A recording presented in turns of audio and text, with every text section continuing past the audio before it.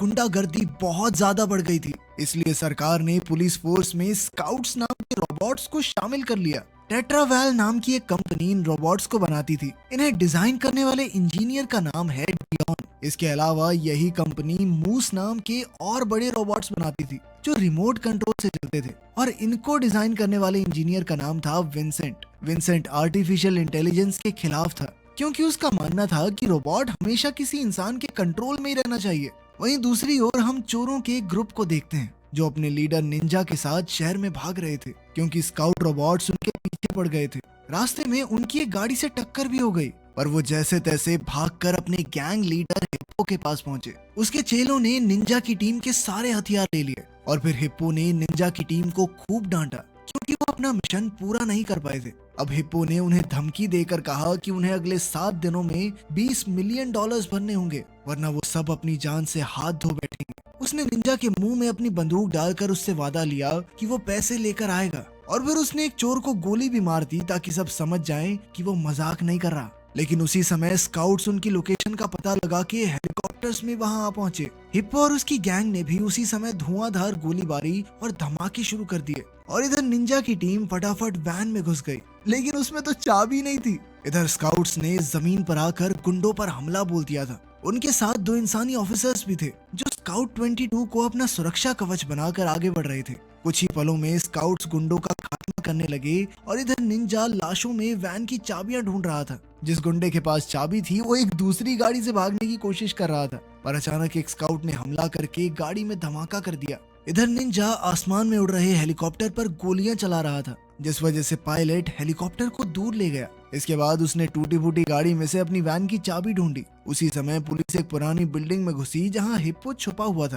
दरवाजा तोड़ते ही हिप्पो ने रॉकेट लॉन्चर से धमाकेदार हमला कर दिया, जिससे स्काउट 22 बुरी तरह टूट फूट गया। इसके बाद हिप्पो खिड़की से निकलकर भागा, और वहीं निंजा और उसकी टीम अपनी वैन में भाग निकली, मगर इसी दौरान उनके साथ ही अमेरिका को गोली लग गई। अब हिप्पो की गैंग हार गई थी, इसलिए टीवी पर खबर फैल गई कि स्काउट्स ने गुंडों का सफाया कर दिया, जिसके बाद सरकार ने कंपनी को 100 और स्काउट्स का ऑर्डर दे दिया। इधर कंपनी में विंसेंट अपने बड़े रोबोट्स मूस पर और काम करना चाहता था, मगर सीईओ मिशेल उसे जरूरत के मुताबिक पैसे नहीं दे रही थी। उधर एक इंजीनियर वर्कशॉप में फिर से स्काउट 22 की मरम्मत कर रहा था, इसलिए डियॉन को भी वहां बुलाया गया। असल में हमले के दौरान स्काउट 22 की बैटरी फ्यूज हो गई थी, जिसका मतलब ये था कि उसे ठीक नहीं किया जा सकता। इसलिए डियॉन ने इंजीनियर को इस रोबोट के सभी काम के पुर्जे निकाल कर कहीं और इस्तेमाल करने को कहा। वहीं दूसरी ओर हम चोरों को देखते हैं जो एक सुनसान बिल्डिंग में आकर छुप गए थे। अब उनकी टीम सोचने लगी कि इस मुसीबत से कैसे निकला जाए। इस पर योलांडी ने कहा कि टेट्रावेल कंपनी में किसी के पास तो ऐसा खास स्विच होगा जिसको दबाते ही सभी स्काउट्स को ऑफ किया जा सके। अब उन्हें इस आदमी को ढूंढना होगा, तो उन्होंने इंटरनेट पर थोड़ी रिसर्च शुरू कर दी, जिससे उन्हें पता चला कि डियॉन नाम के एक आदमी ने स्काउट्स का आविष्कार किया था। उधर डियॉन अपने घर पर ही अपने नए प्रोजेक्ट पर काम कर रहा था, और उसके रोबोट्स उसके खाने पीने और घर का ध्यान रखते थे। कई घंटे कोडिंग करने के बाद उसने एक ऐसा प्रोग्राम बनाया जिससे रोबोट्स के अंदर भावनाएं और दिमाग विकसित हो सकता है। मगर मिशेल को इसमें कोई दिलचस्पी नहीं थी, क्योंकि उनका सिर्फ हथियारों का बिजनेस था। इसलिए उसने डियॉन को टेस्टिंग की इजाजत नहीं दी। अब डियॉन काफी गुस्से में था। उसने जाकर स्काउट 22 को बाहर निकाला और गार्ड की टूल उठाया, जिसकी मदद से प्रोग्राम अपडेट किया जा सकता था।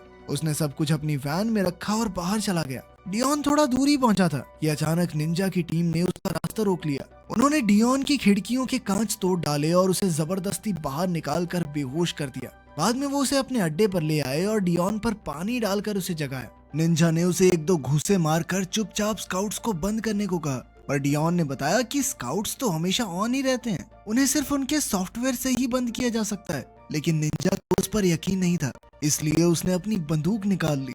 पर तभी अमेरिका ने आकर उसे बताया कि वैन में स्काउट 22 मिला है। उसे देखकर निंजा ने डियॉन से कहा कि अगर वो जिंदा रहना चाहता है तो उसे स्काउट 22 में ऐसा प्रोग्राम डालना होगा जिससे वो निंजा का गुलाम हो जाए। इस पर डियॉन ने जवाब दिया कि उसने अभी एक नया सॉफ्टवेयर बनाया है, लेकिन उसकी टेस्टिंग नहीं हुई अभी। पर निंजा ने फिर भी उसे सॉफ्टवेयर डालने को कहा। इसके बाद डियॉन स्काउट 22 के टूटे फूटे पुर्जे जोड़ने में लग गया। उसकी बैटरी भी खराब हो चुकी थी, यानी अब उसके पास सिर्फ 5 दिन की बैटरी बाकी थी। तब डियॉन ने गार्ड की मदद से पुराना सॉफ्टवेयर निकाल कर उसमें नया सॉफ्टवेयर डाल दिया। कुछ ही पलों में स्काउट 22 उठा तो उसका दिमाग बिल्कुल एक छोटे बच्चे की तरह हो चुका था। इंसानों को देखते ही वो डर कर छुप गया। ये देखकर निंजा गुस्सा हो गया, जिससे स्काउट 22 और भी घबरा गया। तभी योलांडी उसे किचन में ले गई और प्यार से बातें करने लगी, जिससे स्काउट 22 ने बाहर आकर योलांडी का हाथ छुआ। इसके बाद डियोन ने उसे खेलने के लिए एक खिलौना दिया और फिर स्काउट 22 ने जल्द ही सबके नाम भी याद कर लिए। तब योलांडी ने खुश होकर रोबोट का नाम चैपी रख दिया। उधर टेट्रावेल कंपनी ऑफिस में विंसेंट को पता चला कि गार्ड की गायब हो चुकी है। उसने सिस्टम में देखा कि गार्ड की तो इस वक्त स्काउट 22 के अंदर थी। फिर अगली सुबह विंसेंट ने देखा कि डियोन इंटरनेट पर बच्चों को सिखाने के तरीके पर रिसर्च कर रहा था। जब विंसेंट ने डियोन के चेहरे पर घाव देखे तो उसने डियोन से गार्ड की के बारे में पूछा। तब डियोन कहने लगा कि रूल्स के मुताबिक वो विंसेंट को गार्ड की नहीं दे सकता। इस पर विंसेंट ने गुस्से में डियोन को टेबल पर पटक दिया और उसे धमकाकर कहा कि अगर उसने की नहीं दी तो वो उसे जिंदा नहीं छोड़ेगा। फिर ऑफिस के बाद विंसेंट ने डियोन की गाड़ी का पीछा किया। उधर निंजा के अड्डे पर चैपी इधर उधर घूमकर अलग अलग चीजें छू कर देख रहा था। तब निंजा ने उससे अचानक कहा कि तुम्हें मेरी टीम के लिए काम करना है। फिर वो चैपी को बंदूक चलाने की ट्रेनिंग देने लगा। चैपी काफी डरा हुआ था, जिस वजह से उसका निशाना चूक गया और निंजा गुस्से से लाल हो गया। अगर इससे पहले कि वो चैपी को नुकसान पहुंचाता, योलांडी ने बीच में आकर कहा कि पहले उन्हें चैपी को रोजमर्रा की चीजें सिखानी चाहिए। योलांडी ने चैपी को अलग अलग चीजें दिखाकर उसे कई शब्द बोलने सिखाए। जल्द ही चैपी सिर्फ शब्द नहीं बल्कि पूरी बात बोलने लगा। इसके बाद उसने योलांडी को माँ कहकर पुकारा, जिससे वो बेहद खुश हुई। फिर अमेरिका ने उसे कुछ गालियां और गुंडों वाली बातें सिखाई, जिससे वो भी गुंडों की तरह बोलने लगा। जब डियोन ने वहां आकर चैपी को गैंगस्टर्स की तरह बात करते देखा तो उसे काफी बुरा लगा।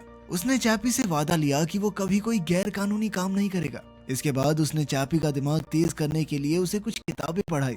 इधर विंसेंट छुप कर ये सब देख रहा था और वो समझ गया कि गार्ड की कहाँ है। इसके बाद उसके दिमाग में एक प्लान आया और वो तुरंत वहां से निकल गया। उधर चैपी पेंटिंग में इतना अच्छा था कि उसने गाड़ी की हूबहू पेंटिंग बना दी। सब काफी खुश थे, पर तभी अचानक निंजा बीच में आकर डियोन को पीटने लगा, क्योंकि वो चैपी को नरम दिल बना रहा था। वो तो डियोन को गोली मारने वाला था कि योलांडा ने बीच में आकर उसे रोका और डियोन मौका देखकर भाग निकला। योलांडी ने उसे समझाया कि चैपी का दिमाग एक बच्चे की तरह है। अब निंजा चाहता था कि चैपी जल्द से जल्द उनकी तरह एक गुंडा बन जाए, इसलिए निंजा और अमेरिका उसे किसी दूसरी गैंग के अड्डे पर छोड़ाए। उनका प्लान ये था कि जब लोग इस पर हमला करेंगे तो ये अपना बचाव करेगा, तो लड़ना तो सीख ही जाएगा। उस गैंग के गुंडों को लगा कि वो पुलिस का स्काउट है, तो वो उस पर पत्थर और बाकी चीजें फेंक कर उसे परेशान करने लगे। उन्होंने तो चैपी को आग तक लगा दी, मगर चैपी ने अपना बचाव नहीं किया, क्योंकि उसने डियोन से वादा जो किया था। खैर, जैसे ही चैपी को मौका मिला तो वो अपनी जान बचाकर भाग निकला। कुछ देर बाद वो अब भी अपने अड्डे पर पहुंचने की कोशिश कर रहा था। काफी देर बाद भी जब उसे अपने अड्डे पर पहुंचने का रास्ता नहीं मिला तो वो थक कर एक पत्थर पर बैठ गया। तभी एक कुत्ता उसके सामने आया तो चैपी ने उसे सहलाया, पर कुछ ही पलों में विंसेंट और उसके आदमियों ने चैपी को ढूंढ निकाला।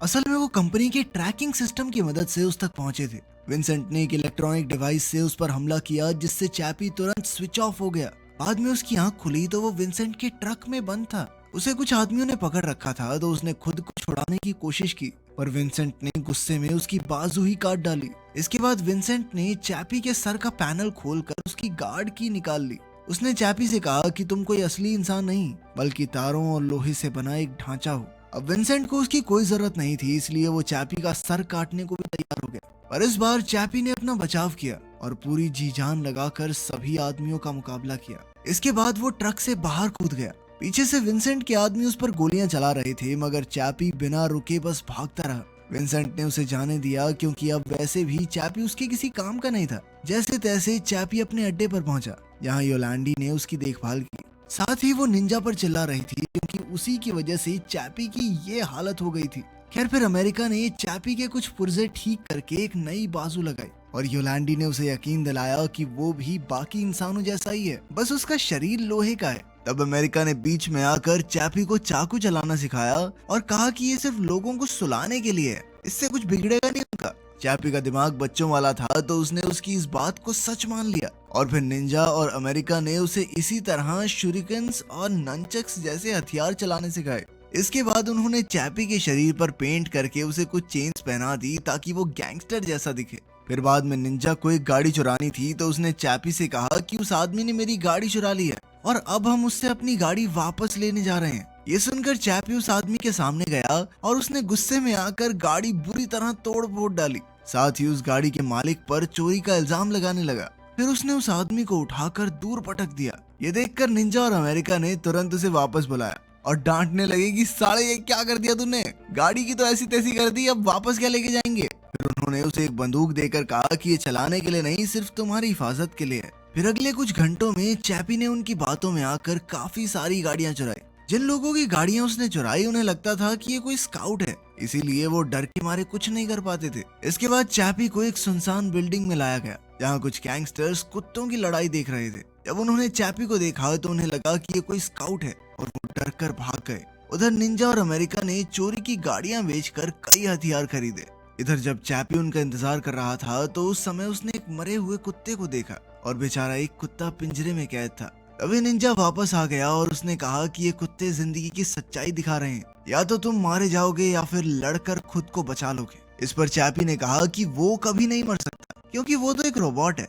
इस पर निंजा ने जवाब दिया कि उसकी बैटरी जल्द ही खत्म होने वाली है। उसकी नई बैटरी के पैसे इकट्ठा करने के लिए उन्हें और बड़ी चोरी करनी होगी। ये सुनकर अब चैपी मदद करने के लिए राजी हो गया क्योंकि वो मरना नहीं चाहता था। फिर शाम को वो सब अड्डे पर वापस लौटे तो डियोन पहले ही वहाँ मौजूद था। वो चैपी को देखकर काफी निराश हुआ क्योंकि वो एकदम गुंडा बन चुका था। लेकिन चैपी को अब डियोन से कोई फर्क नहीं पड़ता था क्योंकि डियोन ने उसमें खराब बैटरी छोड़कर उसे इतनी कम जिंदगी दी थी। उधर कंपनी की लैब में विंसेंट ने गार्ड की मदद से जेनेसिस नाम का एक सॉफ्टवेयर सभी स्काउट्स में अपलोड कर दिया।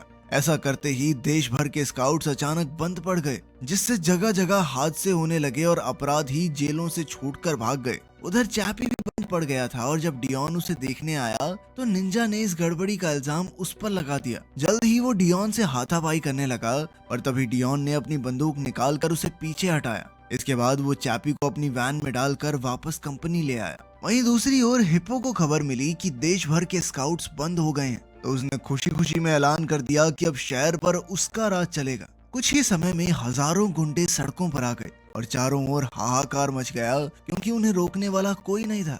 आखिरी स्काउट उनके सामने ही बंद हो गया और उन्होंने उसे आग लगा दी। उधर पुलिस स्टेशन में सभी पुलिस वाले हथियारों से लैस होकर मामला संभालने निकले। वहीं लैब में विंसेंट देश भर में हो रही दुर्घटनाओं की खबर देखकर खुश हो रहा था क्योंकि आखिरकार उसका प्लान कामयाब हो गया था।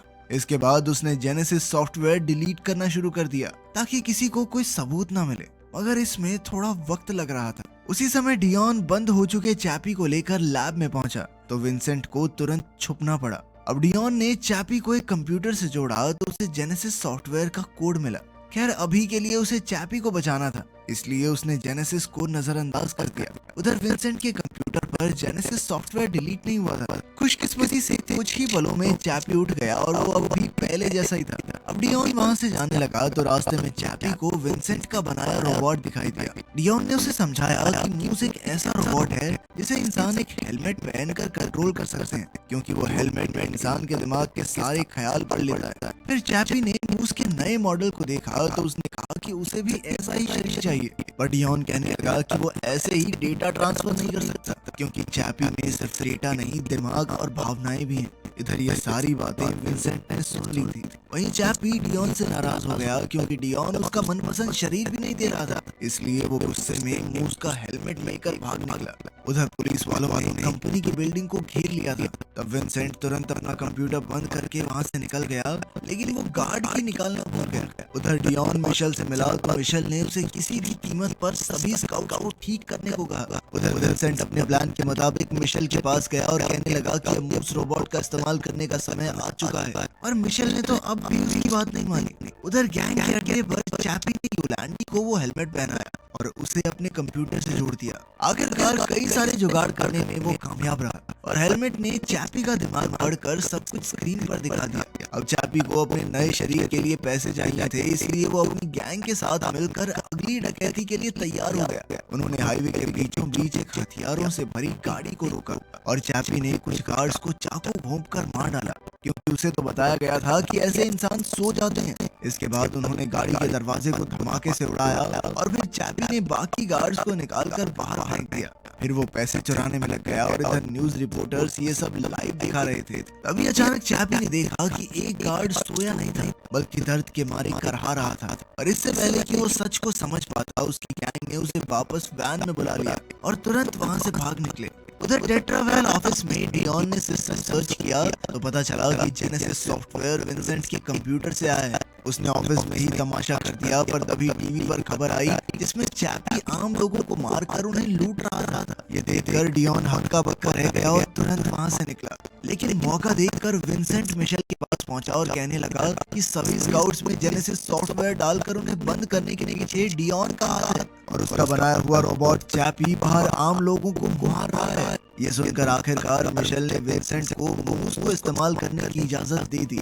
विंसेंट ने तुरंत अपना दिमाग मूस से जोड़ा और उसे चैपी पर हमला करने भेज दिया। उधर हिप्पो ने टीवी पर चैपी की खबर देखी तो उसने कहा कि मुझे भी रोबोट चाहिए।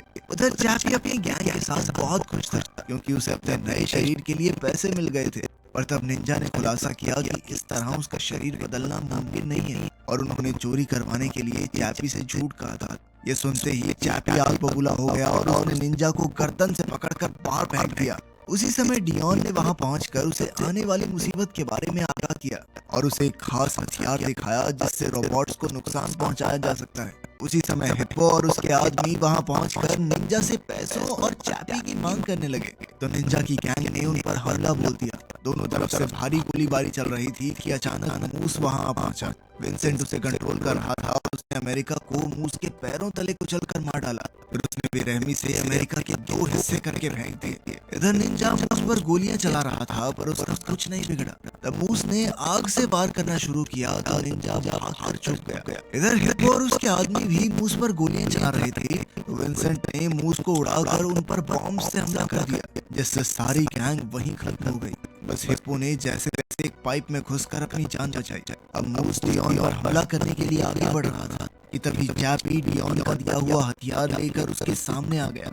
उसने चुपके से मूस के शरीर पर एक बॉम्ब लगाया और फिर उस पर वार कर दिया। उस धमाके में मूस की बाजू टूट गई। तब मूस ने भी चैपी पर जबरदस्त हमला किया जिससे चैपी गिर गया और उसके हाथ से डेटोनेटर छूट गया। अब हिप्पो फिर से बाहर आया और निंजा के साथ मिलकर मूस का मुकाबला करने लगा। इधर चैपी ने दीवार तोड़कर योलांडी को अंदर पहुंचाया। वहीं निंजा और हिप्पो मूस के कैमरे तोड़ने में कामयाब रहे जिसके बाद विंसेंट ने उसे हवा में उड़ा दिया। अब डियॉन ने अपनी वैन में भागने की कोशिश की मगर हिप्पो ने उसे रोक लिया। निंजा डियॉन की मदद के लिए आगे आया मगर हिप्पो ने फिर भी डियॉन को गोली मार दी। ये देखकर निंजा को गुस्सा आया कि उसने कुल्हाड़ी से हिप्पो का सर फोड़ डाला। तभी चैपी ने जख्मी डियॉन को फटाफट से वैन में छुपाया। इधर विंसेंट ने मूस का कैमरा ठीक कर दिया था और अब मूस एक बार फिर नीचे आकर निंजा की टीम पर हमला करने लगा। चैपी अपना हेलमेट लेने दौड़ा मगर एक गोली लगने से हेलमेट बर्बाद हो गया। अब उसे फैक्ट्री में जाकर एक नया हेलमेट लाना होगा ताकि वो डियॉन को बचा सके। तब निंजा ने उसे योलांडी के साथ वैन में जाने को कहा और खुद मूस का ध्यान भटकाने के लिए वहां रुक गया। उनके चले जाने के बाद निंजा अपने घुटनों पर आ गया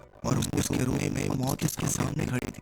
अब उसे खत्म करने ही वाला था कि ऐन वक्त पर योलांडी वैन से बाहर कूदी और उस खास हथियार से मूस पर हमला कर दिया। तब विंसेंट ने तुरंत मूस को मारकर पहले योलांडी पर गोलियां चला दी जिससे उसकी मौके पर ही मौत हो गई। उसी वक्त चैपी योलांडी के पास पहुंचा और अपनी मां की मौत देखकर बेहद हताश हो गया। उसी पल उसे डेटोनेटर मिल गया और उसने तुरंत बटन दबा दिया जिससे मूस के शरीर पर लगा बम फट गया और एक जबरदस्त धमाके में वो तहस-नहस हो गया। इसके बाद चैपी डियॉन को लेकर टेट्रावेल लैब में पहुंचा जहां विंसेंट उसे देख ही भागने लगा। चैपी ने उसकी नाक चाकू फेंककर उसे रोक दिया और विंसेंट जैसे जैसे मेन ऑफिस तक पहुंचा। चैपी को देखकर सभी लोग यहाँ डर गए। चैपी ने विंसेंट को उठाकर दीवारों और खिड़कियों पर बुरी तरह पटकना शुरू कर दिया। फिर उसने विंसेंट की हड्डियां तोड़कर उसे घुमा-कर दूर फेंक दिया। आखिरकार उसने विंसेंट से कहा कि जा, माफ किया। ऐसे कौन माफ करता है भाई? जल्दी पुलिस ने बिल्डिंग को घेर लिया और वो दरवाजे खुलवाने की कोशिश में जुट गए। चैपी जख्मी डियॉन को लैब में ले आया और उसे हेलमेट से जोड़ दिया। इसके बाद डियॉन का सारा डेटा एक रोबोट के शरीर में आ गया। अब डियॉन भी एक रोबोट के शरीर में आ चुका था। फिर डियॉन विंसेंट के कंप्यूटर पर गया और गार्ड की मदद से सभी स्काउट्स को रीएक्टिवेट कर दिया। फिर उसने चैपी का सारा डेटा एक नए शरीर में ट्रांसफर किया। उसी समय पुलिस वहां आ गई तो डियॉन बाहर भागा। वहां उसने चैपी को एक नए स्काउट के शरीर में देखा तो वो बेहद खुश था। अब वो दोनों निंजा के साथ अपने अड्डे पर लौटे, जहां उन्होंने योलैंडी को दफना कर उसे श्रद्धांजलि दी। फिर टीवी पर खबर आई कि सभी रोबोट स्काउट्स को बंद कर दिया गया है और अब पुलिस वाले ही पहले की तरह दोबारा से काम करेंगे। कुछ देर बाद चैपी को वो यूएसबी स्टिक मिली जिसमें उस हेलमेट टेस्ट का डेटा था जो उसने योलैंडी पर किया था। तब उसने फैक्ट्री मशीन्स को हैक करके एक सुंदर सी रोबोट बनाने का ऑर्डर दिया और अंत में योलैंडी का डेटा उसमें अपलोड कर दिया। अब योलैंडी भी डियोन की तरह रोबोट के रूप में उनके साथ थी। या फ्यूचर में रोबोट्स इंसानों की जगह ले लेंगे? इस बारे में आप क्या सोचते हैं? कमेंट्स में जरूर बताना। मिलते हैं अगली वीडियो में।